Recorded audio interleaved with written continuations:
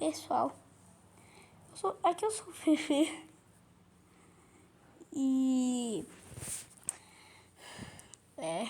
sei como fazer pra gravar daqui a câmera. Mas... tem outro jeito que é bem melhor, dá pra cortar. Isso aqui eu só gravo a tela e a tela do negócio da câmera. É sério. Sempre fez assim, mas agora não vou fazer isso. Agora eu tô fazendo.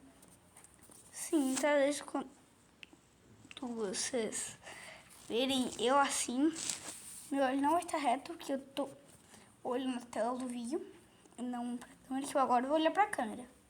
Isso aqui, ó, tá normal, nem consigo ver se tá normal ou não, porque eu tô olhando pra câmera. Tá bom. Então, ó, acho que não foi desse aqui eu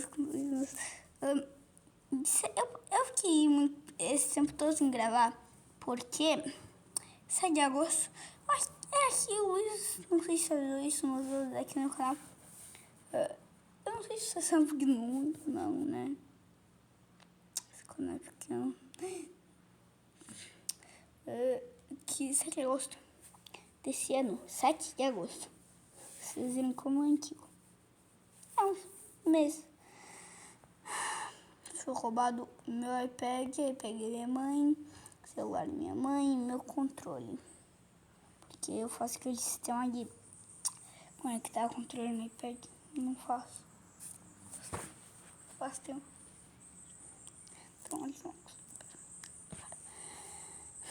Então, tem que fazer isso só. Tipo, e tem que eu voltei agora.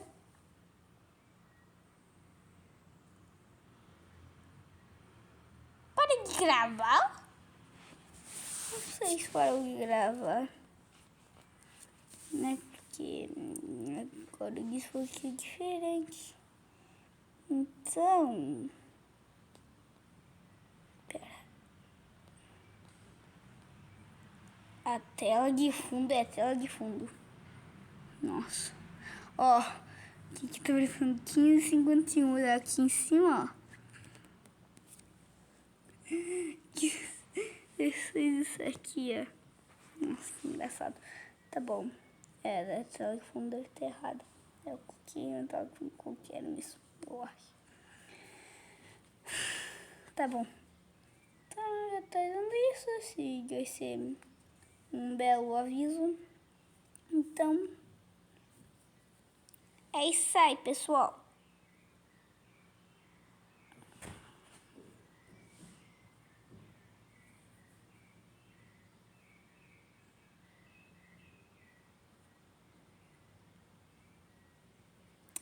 Pessoal. Isso aí, o que é isso? Ainda bem que solzinho ali. Tinha um solzinho ali, vocês viram?